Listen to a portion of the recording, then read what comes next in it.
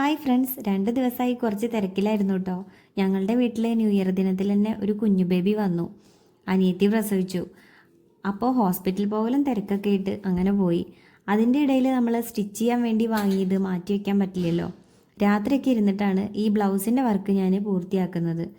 ചേച്ചിയുടെ ഫ്രണ്ടിൻ്റെ ബ്ലൗസാണ് കേട്ടോ ഇത്.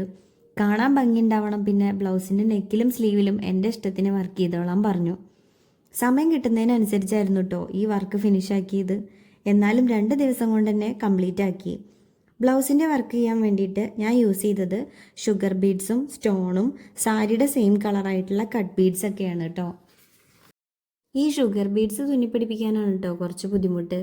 എന്തായാലും വർക്ക് ഫിനിഷ് ചെയ്ത് ആളതിട്ട് കണ്ടാലേ എനിക്ക് സമാധാനമാവുള്ളൂ കേട്ടോ. ഇത് കഴിഞ്ഞിട്ട് 2 അജ്രക്കിൻ്റെ ചുരിദാറും കൂടി സ്റ്റിച്ച് ചെയ്യാനുണ്ട്.